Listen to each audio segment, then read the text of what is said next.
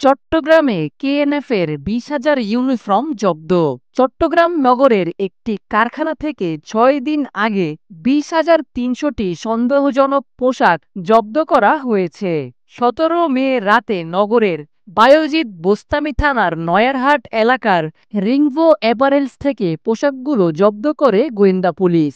পরে এ ঘটনায় করা মামলার এজাহারে পুলিশ বলেছে, ইউনিফর্মগুলো পাহাড়ের সশস্ত্র সংগঠন কুকিচিন ন্যাশনাল ফ্রন্টের 2 কোটি টাকার চুক্তিতে ইউনিফর্মগুলো প্রস্তুতের ফরমায়েশ নেওয়া হয়। এ ঘটনায় পোশাক কারখানাটির মালিকসহ 3জনকে গ্রেফতার করেছে পুলিশ।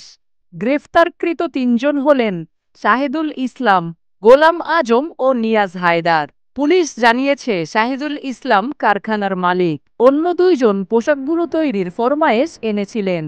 নগর গোয়েন্দা পুলিশের উপপরিদর্শক ইকবাল হোসেন বাদী হয়ে বায়জিদ বোস্তামি থানায় সন্ত্রাস বিরোধী আইনে মামলা করেন।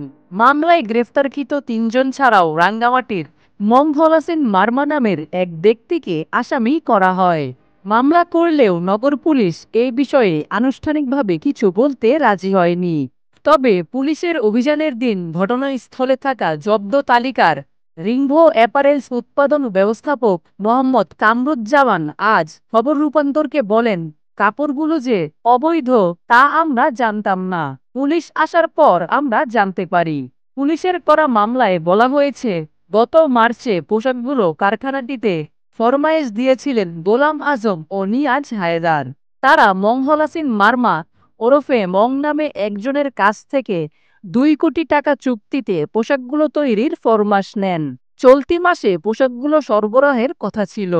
মামলায় আরও উল্লেখ করা হয়, নিষিদ্ধ সংগঠন কেএনএফের সদস্যরা রাঙ্গামাটি, খাগড়াছড়ি, বান্দরবান জেলার বিভিন্ন স্থানে সশস্ত্র অবস্থান করে ভয় দেখিয়ে চাঁদা আদায়, হত্যা, অপহরণ, গুমসহ বিভিন্ন অপরাধমূলক কর্মকাণ্ড করে।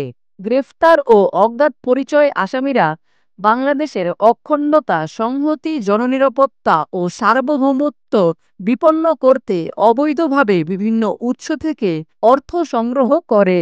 ফেসবুক পেজ খুলে 2 থেকে 3 বছর আগে পার্বত্য চট্টগ্রামের সশস্ত্র গোষ্ঠী হিসেবে আত্মপ্রকাশ করেছিল কুকিচিন। পাহাড়ের 2 জেলার 9টি উপজেলা নিয়ে একটি আলাদা রাজ্য গঠনের ঘোষণাও দেয় তারা। কয়েকটি সশস্ত্র অভিযান চালিয়ে চাঁদাবাজি এবং হত্যার অভিযোগ উঠতে থাকে শুরু থেকেই। এক পর্যায়ে ইসলামী জঙ্গি গোষ্ঠীর সদস্যদের প্রশিক্ষণ দেওয়ার অভিযোগ পাওয়া যায়।